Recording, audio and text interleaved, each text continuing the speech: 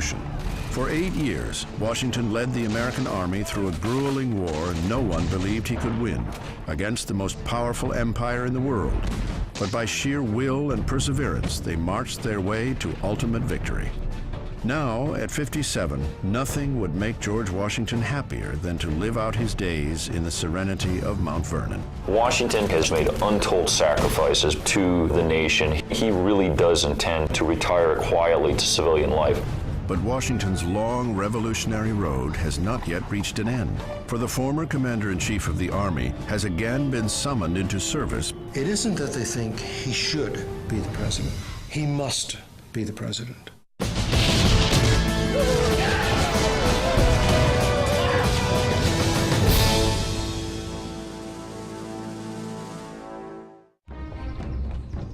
April 20th, 1789.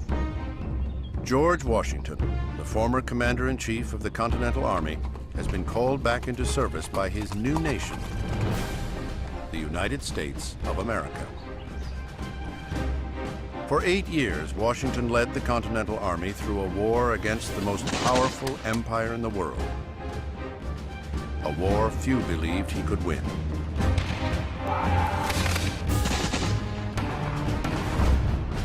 Now he is on the 5th day of a journey to the city of New York, where he will be sworn in as America's first president. At each town along the way, banquets and parties are thrown as the new nation celebrates the great American hero of the Revolution. Next stop, City Tavern.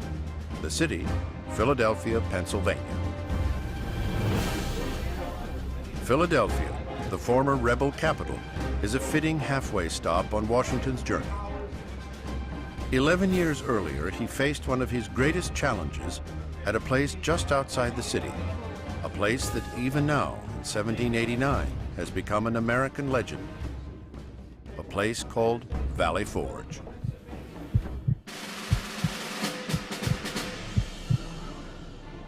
January 1778.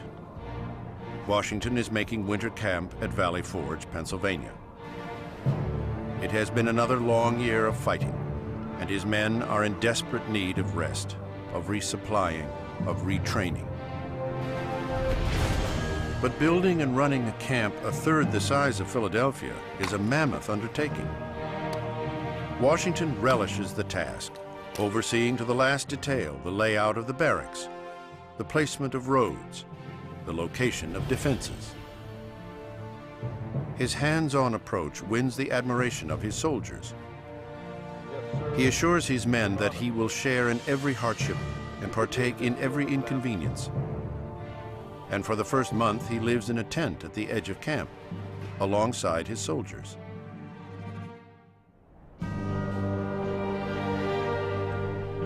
Yet, for all his efforts, supply shortages become a problem. Washington pleads with Congress for more aid, but to little avail. By February, 2,500 soldiers are dead from disease. More than have been killed in battle since the war began. Thousands of others are stricken with sickness and hunger. Washington will need help to turn this looming disaster around. In mid-February, a new recruit arrives in camp. A foreign officer sent by the Continental Congress to lend badly needed experience to the cause. He calls himself Frederick William Augustus Heinrich Ferdinand, Baron von Steuben, and wears a bejeweled cross representing an honorary knighthood from Prussia. Curiously, von Steuben carries no papers confirming his supposed achievements. But Washington is desperate for leadership, for officers with European training. And he puts von Steuben to work. Baron von Steuben is a remarkable figure.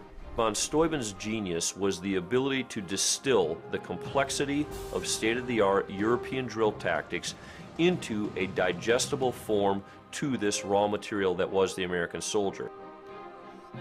Under von Steuben's tutelage, Washington's ragtag army learns how to form solid, orderly columns. how to properly load and fire a weapon in formation, and the proper use of a bayonet. Von Steuben brings a new level of professionalism to the army, and that by itself creates its own sense of belonging. They're belonging to something larger than themselves. Every soldier is taught von Steuben's techniques, which become the basis of the Army's first training manual. Von Steuben's work gives Washington confidence. His army is now ready to meet the British head-on.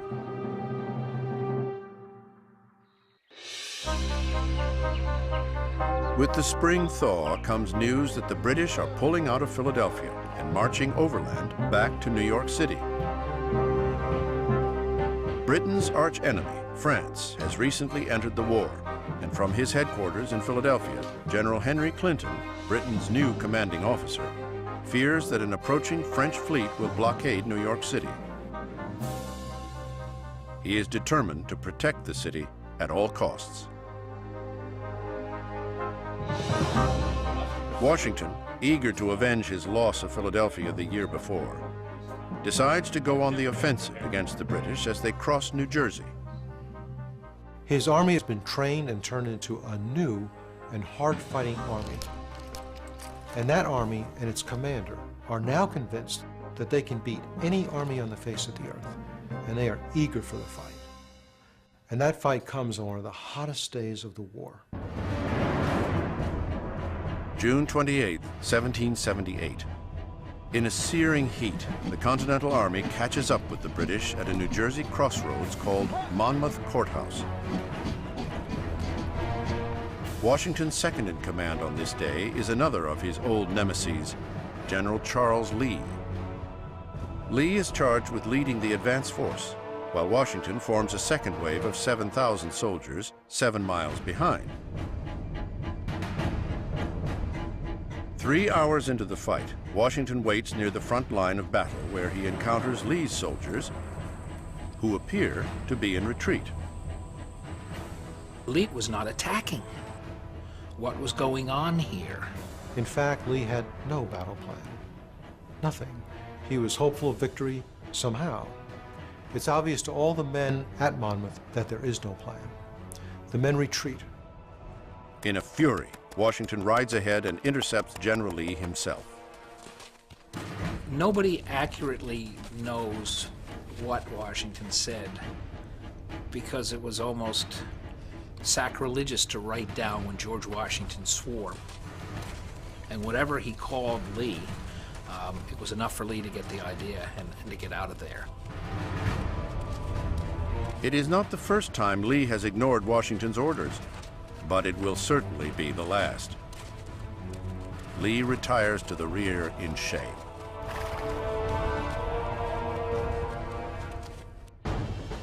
Washington now takes charge, ordering his retreating soldiers to form ranks, to create a new front line against the fast-approaching redcoats. By the time the British arrive, exhausted from their march in woolen uniforms in the 100-degree heat, they find the Continental Army in a strong defensive position. The winter's training at Valley Forge has paid off, and Washington knows it. He then does something astounding. He rides back and forth in front of his lines to rally the troops, putting himself in the line of fire, risking his life as he asked his own men to risk their lives. The British open up on him and miraculously miss him.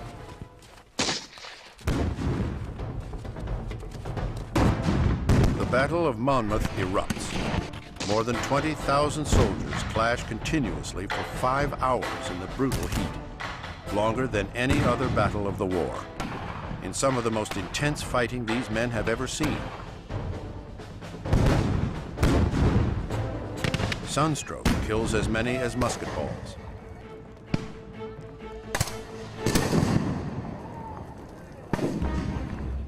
When the smoke had cleared at Monmouth, it was a draw. Washington knew, and the country knew, that this new army that had come out of Valley Forge was a good one. They had held their own against the British. This renews the public's spirit for the war and forever solidifies Washington's position as the unquestioned commander-in-chief.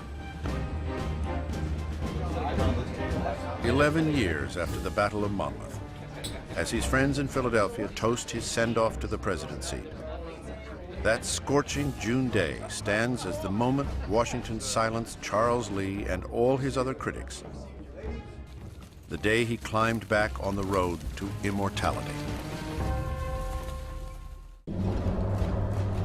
April 21st, 1789. Day 6 of George Washington's journey to New York City gets underway. As he leaves Philadelphia, Washington is reminded of the man he personally appointed to run the city. A bold and brave American general he once admired and respected, and now despises more than any other man. Benedict Arnold, one of the most troubled and treacherous characters of the Revolution.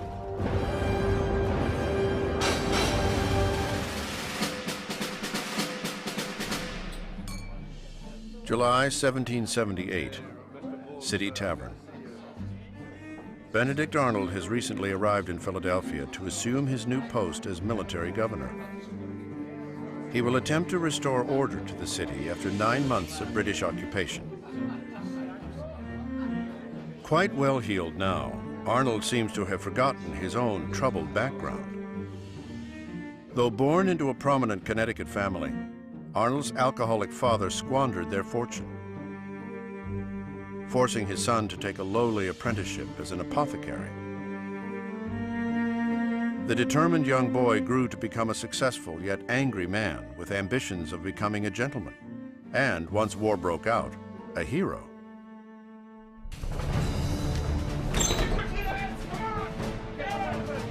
In 1775, it was Arnold who helped lead a daring raid on a remote British outpost, Fort Ticonderoga. But Arnold's co-commander on that mission, the wily frontiersman Ethan Allen, took complete credit for the capture of the fort. 2 years later at Saratoga, Arnold's battlefield heroics were again usurped by a fellow officer, Horatio Gates.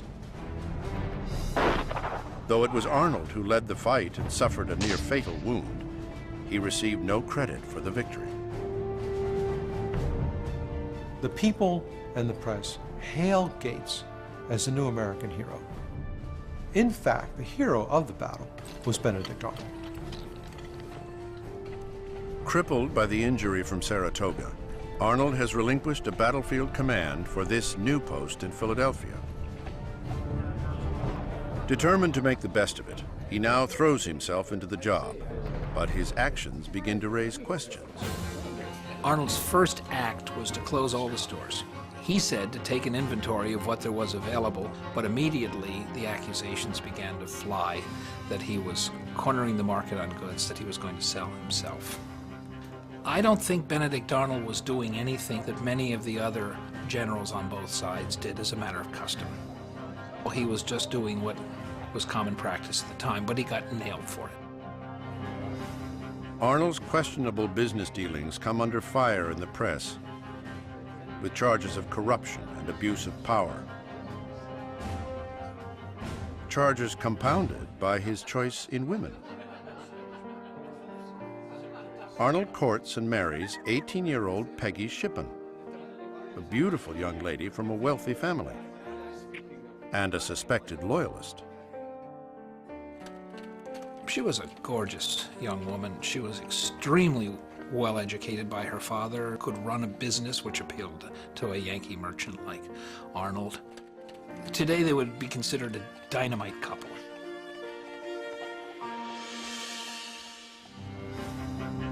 But they are a couple under intense scrutiny.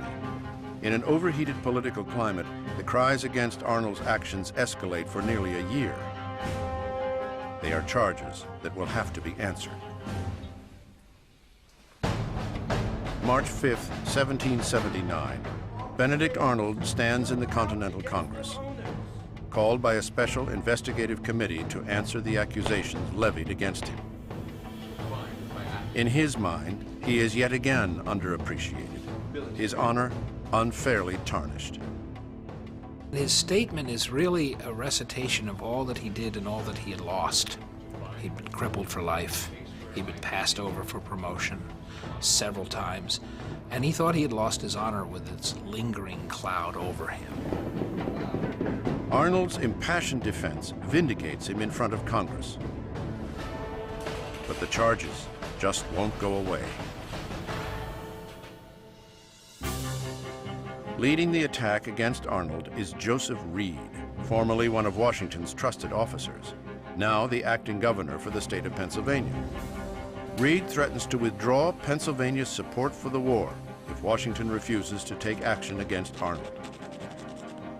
And George Washington is forced to weigh in. The commander-in-chief wants to give the talented Arnold a well-deserved field command, but he needs Pennsylvania's support and agrees to issue a written rebuke to Arnold. Once the affair blows over, he can give Arnold the intended promotion.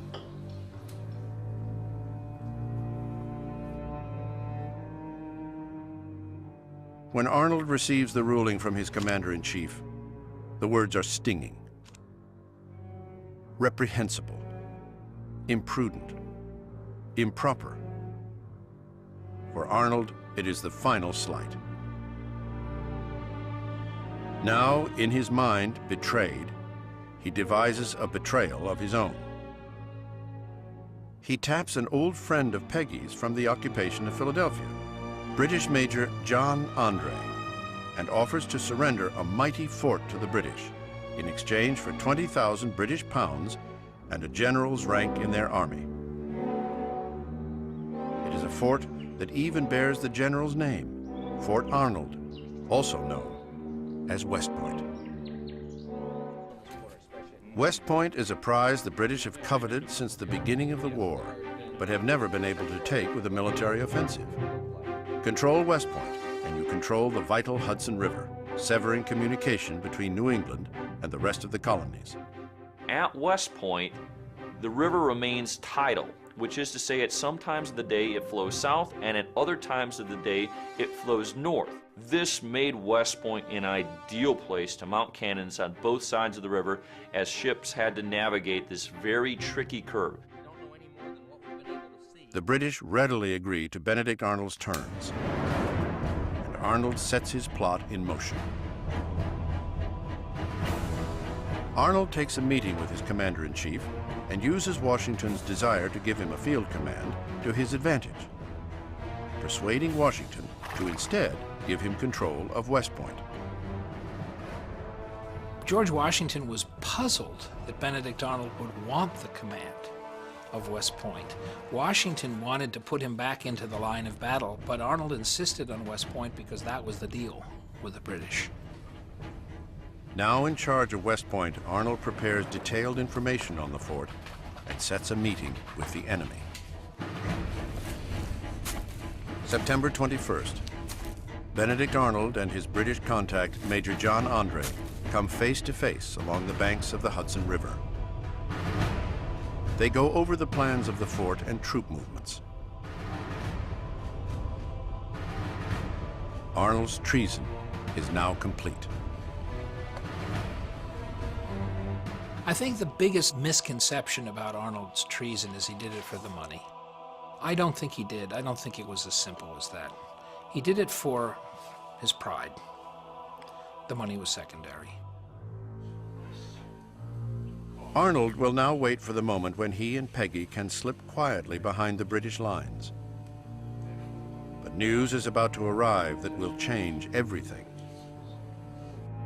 Andre has been captured, and on him are discovered the plans to West Point. Arnold knows it is only a matter of moments before the plot is uncovered, so he flees.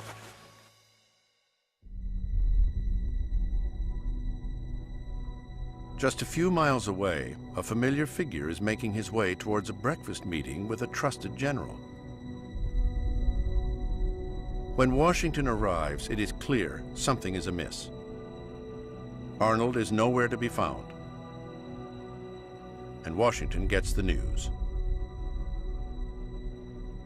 John Andre has been captured with the plans to West Point. It all adds up to one undeniable conclusion. One of the great heroes of the Revolution has sold out to the British.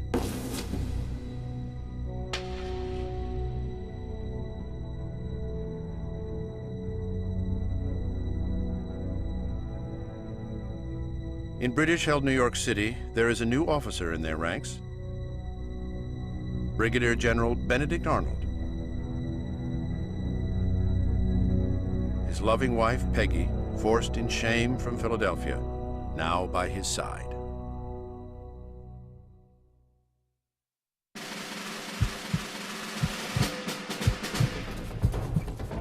Arnold's treason was the highest in the young history of America. It was an act that shook George Washington to the core.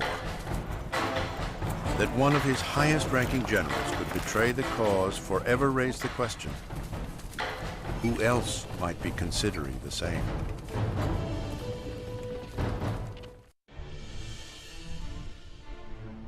April 22nd, 1789. The last 2 days of George Washington's journey to the American presidency takes him through the countryside of New Jersey, a place of both grave humiliation and great success. It was here that his army retreated from the British in 1776. Here where he made his greatest reversal of fortune with a surprise attack at Trenton. But it was the winters at Morristown that proved to be his greatest challenge.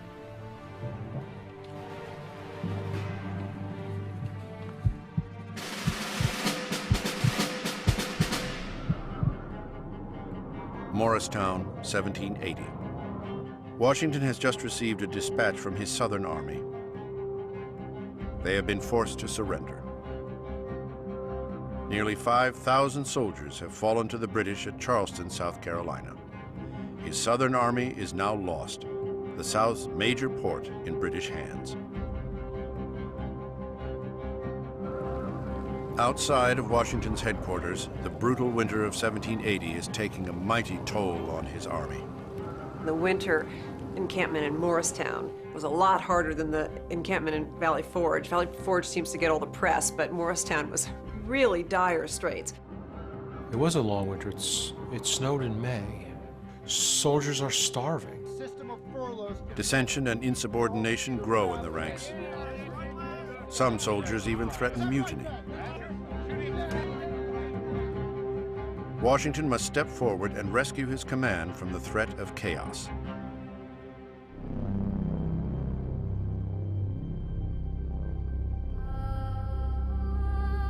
Eight nooses, prepared for 8 men charged with various offenses. Insubordination, forging documents, theft. All are sentenced to death.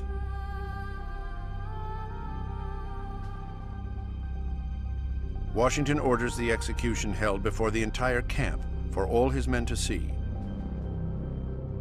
It is a carefully choreographed event.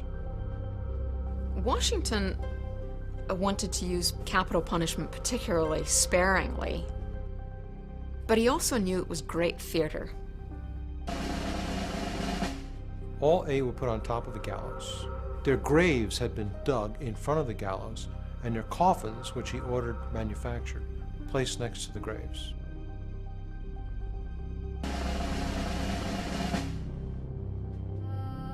As they were about to be hung, a soldier stepped forward from the crowd. Reprieve. Reprieve from the commander-in-chief. 7 of the 8 were freed. This time, just 1 man will hang for his crimes. But it would not be the end of the problems in Washington's ranks.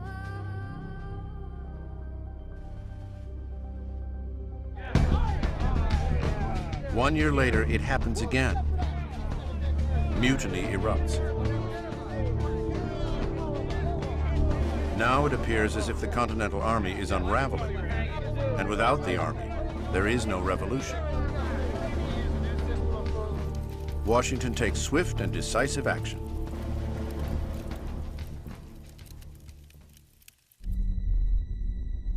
Three soldiers, leaders of 200 mutineers, are condemned to death. And to carry out the task of execution, Washington orders a group of the other mutineers to form the firing squad, to pull the trigger on their own comrades in arms. It is a psychologically devastating punishment.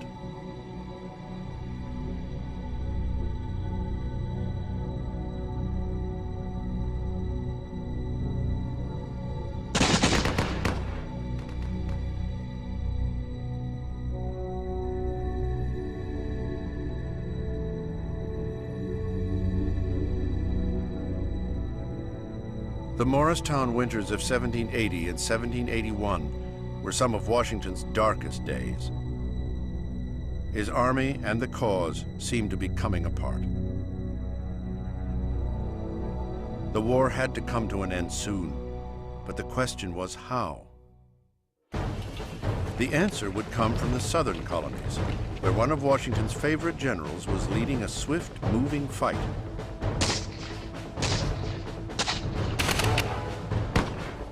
February 1781, North Carolina.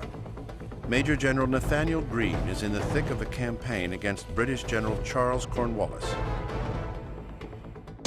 Rhode Island's native son and his force of 1,000 are traveling light, using guerrilla tactics against the heavily laden British Southern Army. A backwoods game of cat and mouse that wears the redcoats down. The fights are few, but take a heavy toll. The Battle of Guilford Courthouse in North Carolina costs the British a quarter of their troops. By the summer, Cornwallis is spent. His weakened army limps into a small Virginia port named Yorktown.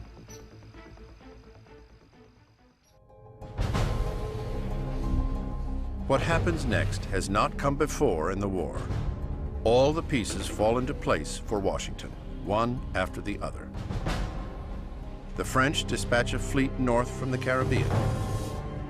Washington marches his army south, while British General Henry Clinton chooses to keep his men protecting New York. All roads now lead to Yorktown and an assault on Cornwallis. For 11 days, the Americans and French lay siege to the city, tightening the noose around the British army.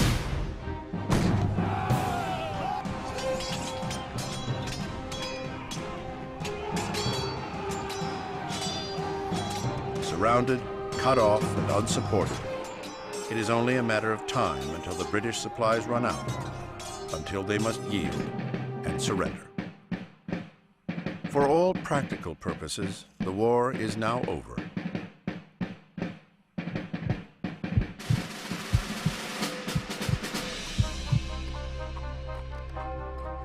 Now, 7.5 years later, the victorious general who led his nation's soldiers on the battlefield, and 2 years later, its politicians through a constitutional convention, is about to begin the third act of his remarkable revolutionary life. As his coach finally brings him to the outskirts of New York City, George Washington will, in a matter of days, become President Washington. April 23, 1789. George Washington enters the 8th and final day of his journey across many of the American states. A journey to the city of New York, where he will be sworn in as the country's first president. If there was ever a question in Washington's mind of the admiration the young nation has for him, this ride serves as testament to his fame. The newspapers of the era printed George Washington's route. There was no television at that time. There was no CNN, no radio. But the newspapers were read by everybody. So the entire country knew where he was going and what time. The highways are filled with people who have ridden days just to see him. They bring their grandchildren so that their grandchildren can tell their grandchildren to tell their grandchildren they actually saw George Washington. this great national hero. It is a much-deserved hero's welcome for the former commander-in-chief and soon-to-be leader of the new nation. A nation that won a war, but still has a long road to travel. In 1789, the new United States is an extraordinarily energetic, diverse, but also unstable place. It's a turbulent time in the country. People are apprehensive about the future. All the soldiers, all the gallant, brave young men of the war, 240,000 of them fought in the Revolution, but there aren't 240,000 jobs for them when they go home. A lot of them are unemployed. Politically, the country is a mess. The very ideals that set the country ablaze and drove her to revolution, individual liberty, representative government, freedom, are no longer just lofty goals. They are being put into practice across the land. People seem to think that democracy means that everybody should govern. Maybe they should not. Pennsylvania has over 400 people in its state legislature. If you put 12 politicians in a room, it's hard to get anything done. Put 400 in a room.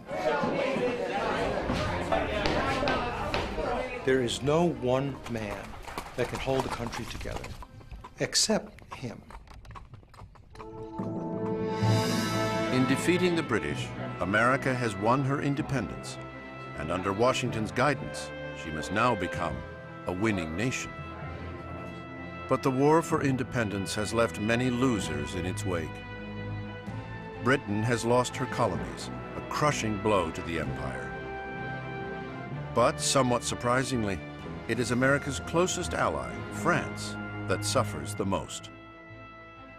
The French are kind of left holding the bag in this conflict. The French aid for the American war has generally been estimated at something like $13 billion in today's dollars.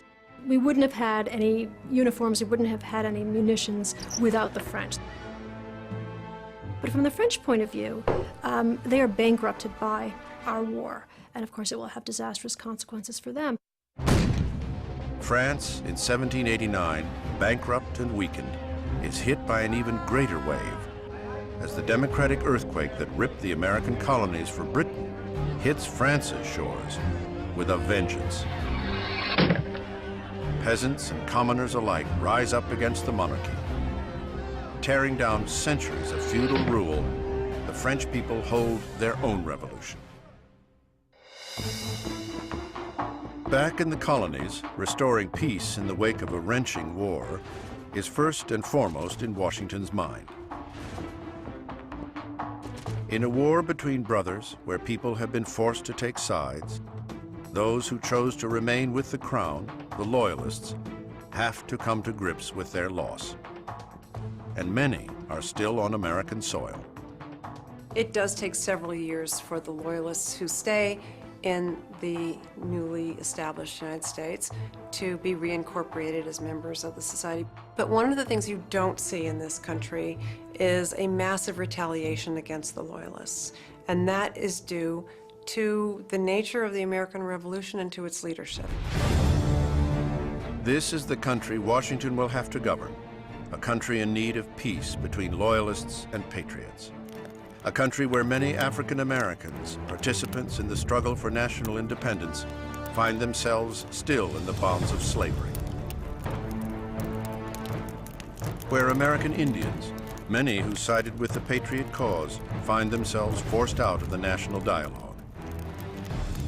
It is a complicated picture indeed. Nobody had created a republic that was this big geographically or contained so many different types of people. It really threw the rules of what a democracy, what a republic could be out the window and said, we're going to change all of that. The final day of George Washington's journey nears its end. He makes one final crossing, leaving New Jersey on a barge that carries him to the city of New York. Alongside his barge is a barge full of Continental soldiers. In another barge is a choir of men and women. And he notices that the old standard, God Save the King, has now been translated into God Save George Washington. He had considered himself father of the army. The next logical step to him would be to be the father of his country. The inauguration of George Washington, the great hero of the Revolution, is just days away.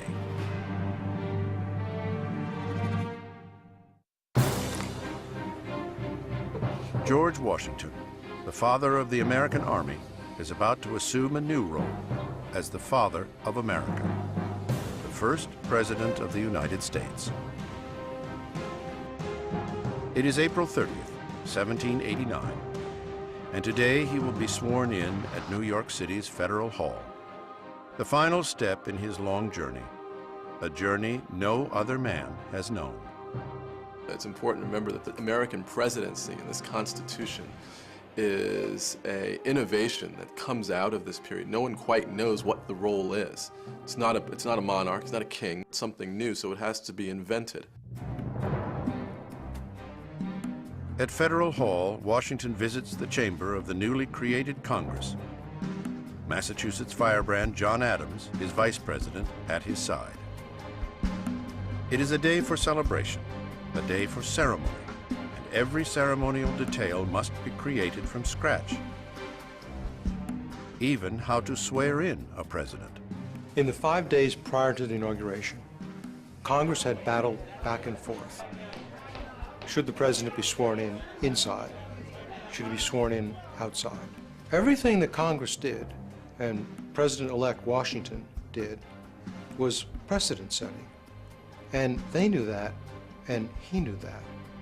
In the end, George Washington himself makes the decision. He will be sworn in outside, out among the American people.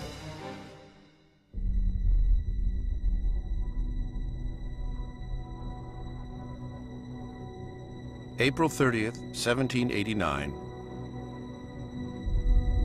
America's first inauguration. George Washington takes his position on the balcony at Federal Hall. Thousands look on. Months of planning have led to this moment, though there is one small detail that has been overlooked. In all the planning, they forgot to get a Bible. At the last minute, somebody runs 2 blocks to a fraternal organization and borrows their Bible to tell them George Washington is going to be sworn in on it. With everything now in place, the ceremony begins.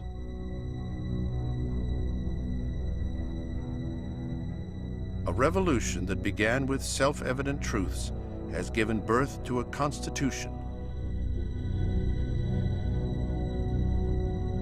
and a leader to preserve, protect, and defend it. He takes the oath of office, and as he ends it, adding himself in a confident voice, says, "So help me God." Justice Livingston turns to the crowd and says, "Long live George Washington, the President of the United States." The crowd just roars. George Washington takes his place in history. And although some wanted him to have a grand title, Washington, ever the Virginia gentleman, insists on being called simply Mr. President.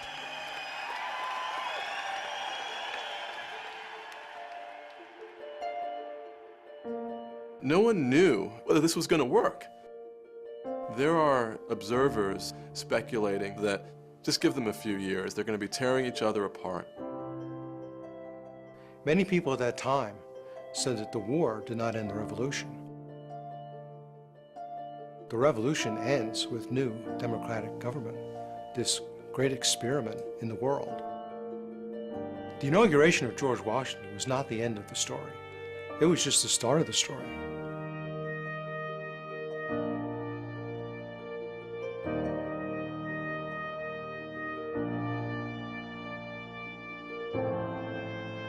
"25,000 gave their lives for liberty. And long after the heroes of the Revolution came home, others took their place in history."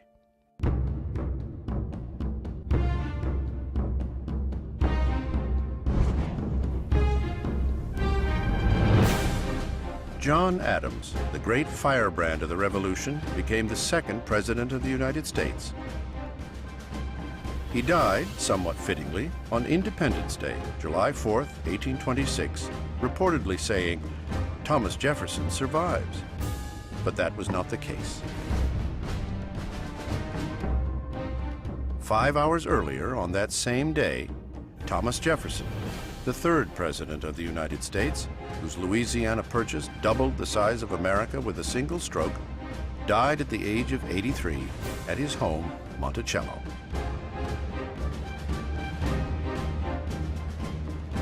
Benjamin Franklin, the man who delivered the French to the American cause, withdraws from public life in 1788 due to ill health and dies 2 years later at the age of 84. 20,000 people attend the funeral of the man who tamed lightning.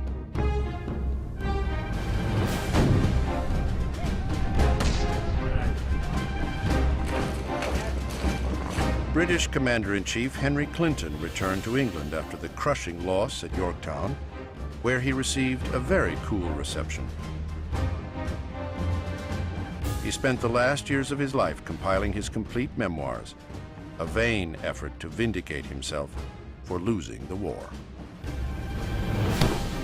Britain's King George III, never able to crush the American rebels, went mad and was deemed mentally unfit to rule for the final decade of his reign.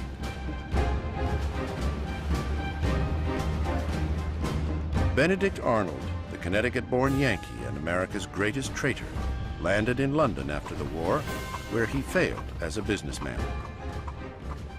He died a broken man at the age of 60, suffering one final slight. Arnold was buried without military honors in a grave mistakenly marked with another man's name.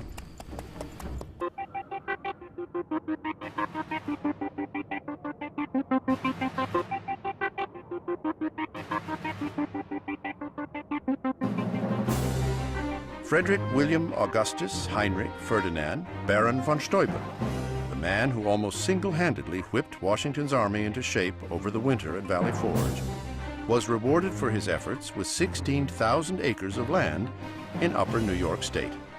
He died there a bachelor in 1794.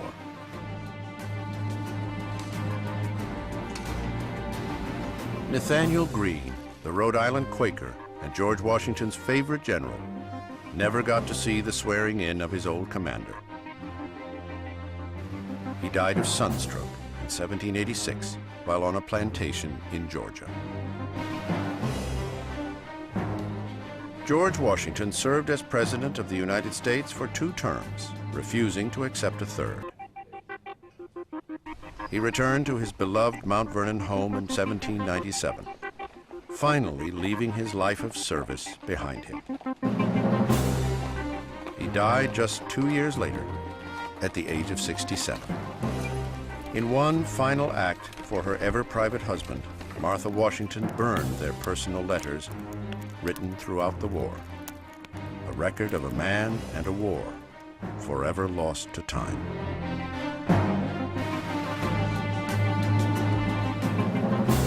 The American Revolution, a colonial rebellion, a revolution of ideas, a revolution between brothers,